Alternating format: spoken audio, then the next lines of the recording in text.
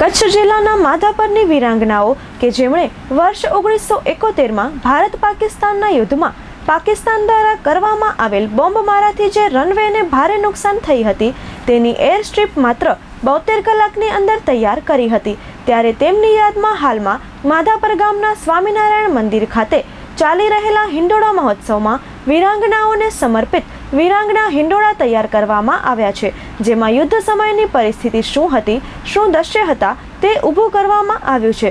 વર્ષ 1971ના યુદ્ધ વખતે ચાલુ બોમ્બમારા વચ્ચે મહિલાઓએ રનવે પટ્ટીનું સમારકામ કરી માધાપરને ગૌરવ અપાવ્યું હતું। સ્વામિનારાયણ મંદિર ખાતે આયોજિત હિંડોળામાં રનવે પટ્ટી, 3 વિમાન, કામ કરતા મહિલા ભાઈઓ, પાવડા, રેતી, કાંકરી, સિમેન્ટ, રનવે પટ્ટી પર પડેલા મોટા ખાડા આબેહૂબ બતાવાયા હતા। શ્રાવણ માસ દરમિયાન આ મંદિરમાં વિવિધ હિંડોળા પ્રદર્શન કરવામાં આવે છે।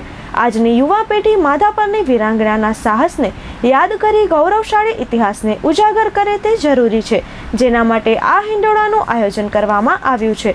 આ વીરાંગનાઓ પૈકીના માધાપરના 78 વર્ષીય મહિલા કાનબાઈ હિરાણી 1971ના ભુજના એરપોર્ટ માટે રનવે તૈયાર કરનારા મહિલાઓ પૈકીના એક છે, જેમને જણાવ્યું હતું કે યુદ્ધના પ્રથમ દિવસે તો કંઈ ખાવાનું પણ મળ્યું ન હતું।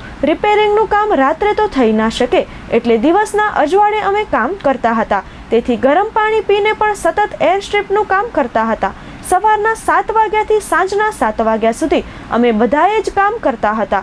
કંઈ ખાધા વગર મહિલાઓ કામ કરી રહી છે તેની જાણ ભુજ સ્વામિનારાયણ મંદિરના સંતોને થઈ હતી। ત્યારે આવા કપરા સમયે ભુજ સ્વામિનારાયણ મંદિર દ્વારા સુખડી અને ફળ પહોંચાડવામાં આવ્યા અને તેને અમે સાડી અને રૂમાલમાં છેડે બાંધી રાખીને અમારી જોડે રાખતા હતા અને પાલોમાં જ રાખીને ખાતા હતા।